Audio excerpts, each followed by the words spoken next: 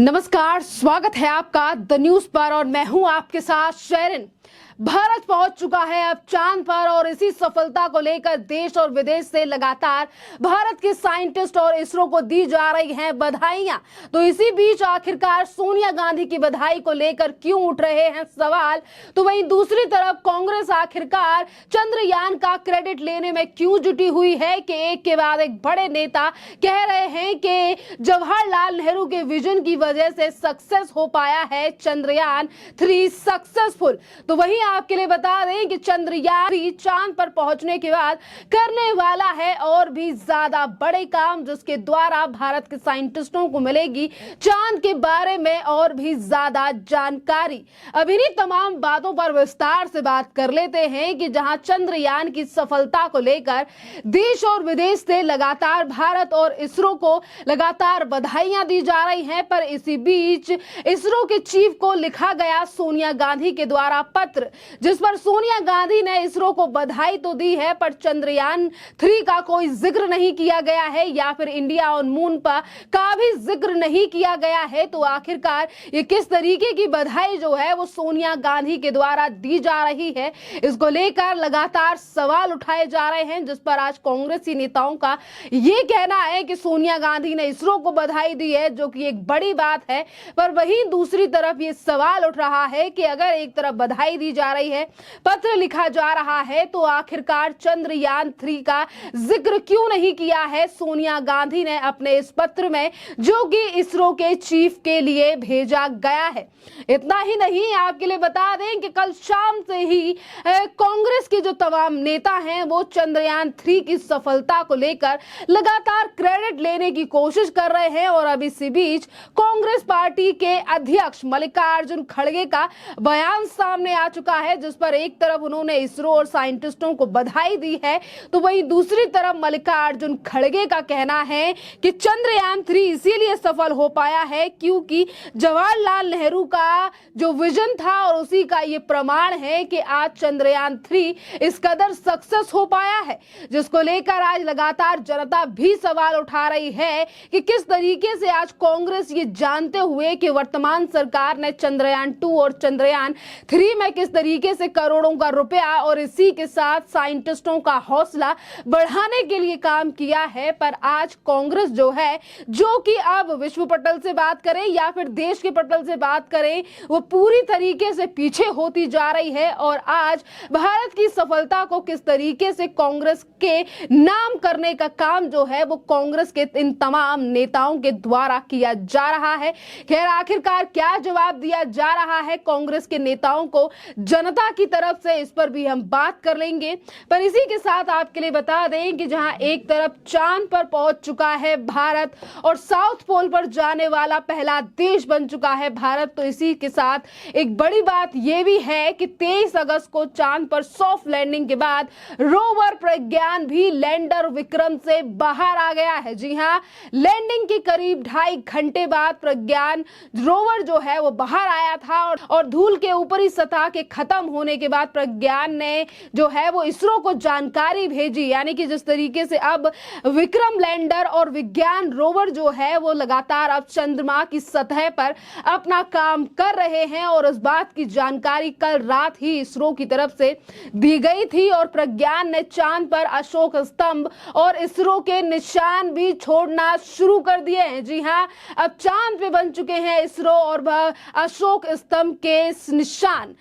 Vikram lander की चांद पर सॉफ्ट लैंडिंग के बाद अगला काम उसकी गोद में बैठे रोवर प्रज्ञान को बाहर निकालना था। अब असली मिशन शुरू हो चुका है और विक्रम और प्रज्ञान जो है वो मिलकर अब दक्षिणी जो ध्रुव है, यानी कि दक्षिणी जो एरिया है चंद्रमा का, वहां की हलचल इसरो को देंगे। और इसरो ने यह भी बताया है कि रोवर प्रज्ञान लैंडर विक्रम से बाहर आ गया है और उसने चांद पर अशोक स्तंभ और इसरो के निशान छोड़ना शुरू कर दिए हैं और प्रज्ञान अब 14 दिनों तक जो है वो चांद पर रहकर स्टडी करेगा और डेटा कलेक्ट कर लैंडर विक्रम को भेजेगा और यहां से सभी जानकारियां धरती पर बैठे इसरो के साइंटिस्टों को भेजी जाएगी। आखिरकार रोवर प्रज्ञान कैसे चांद पर छोड़ रहा है निशान, ये भी जो बात है आपके जहन में आ रही होगी कि जिस तरीके से मैंने जिक्र किया और मैंने बताया कि इसरो की तरफ से ये जानकारी भी दी गई है कि एक तरफ चांद पर सॉफ्ट लैंडिंग तो हुई है,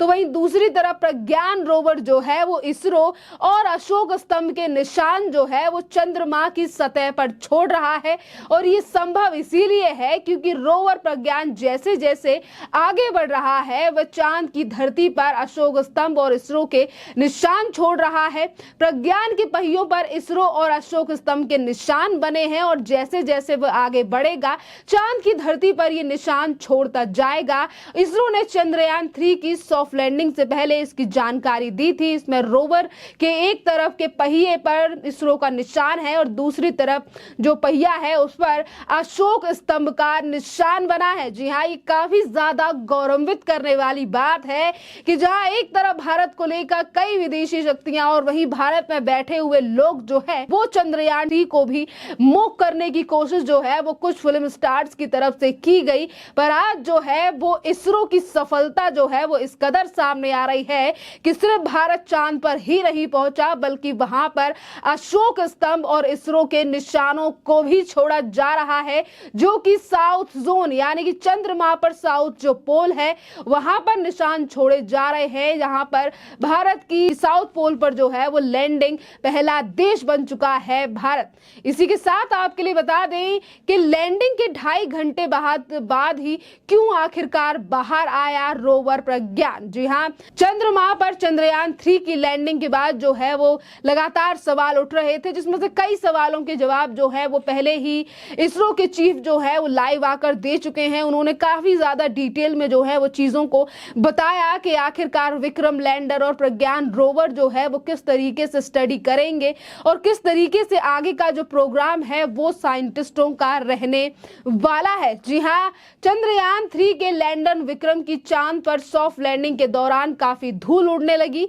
और वहां गुरुत्वाकर्षण पृथ्वी की तुलना में काफी ज्यादा कम है, जिसकी वजह से पृथ्वी की तरह वहां जल्दी धूल मिट्टी नीचे नहीं बैठती और इसरो के वैज्ञानिकों ने पहले धूल को बैठने का इंतजार किया और फिर रोवर को नीचे उतारा। अगर उसको लैंडिंग के तुरंत बाद उतारा जाता तो उसके कैमरों में धूल जो है वो जमा हो जाती, जिसकी वजह से फुटेज में काफी ज्यादा दिक्कत हो सकती थी और रोवर में लगे उपकरणों को भी नुकसान हो सकता था। और इसीलिए 2.5 घंटे के बाद जो है वो साइंटिस्टों की तरफ से प्रज्ञान रोवर को जो है वो 2.5 घंटे बाद विक्रम लैंडर से बाहर निकाला गया। जहां ये तमाम जानकारियां इसरो की तरफ से दी गई हैं, तो इसरो ने यह भी बताया है कि आने वाले 14 दिन जो है वो काफी ज्यादा महत्वपूर्ण है इसरो के लिए और पूरे भारत के लिए, क्योंकि इन 14 दिनों जो है ये प्रज्ञान रोवर चंद्रमा के साउथ पोल पर घूमकर स्टडी करेगा और हर दिन का जो डेटा है वो इसरो के साइंटिस्टों के लिए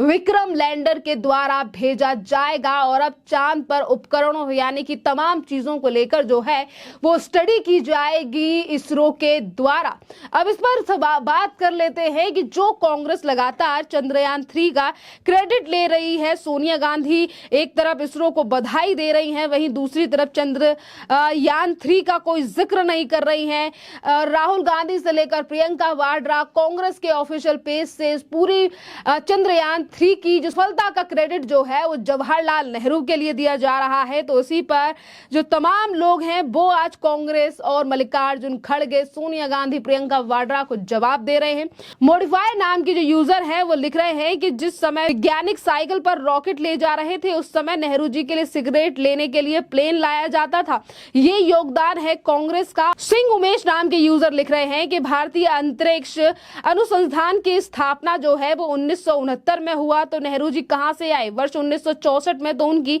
मृत्यु हो गई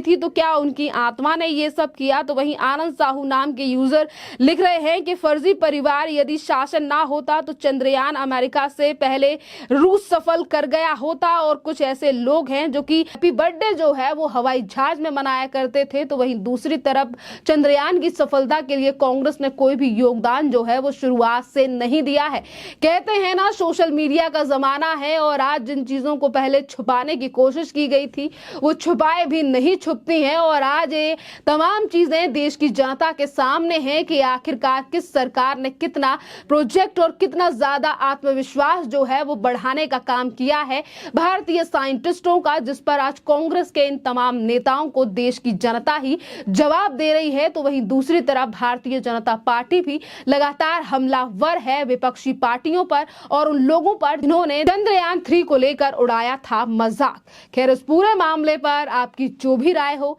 आप हमें कमेंट कर जरूर बताइए। धन्यवाद।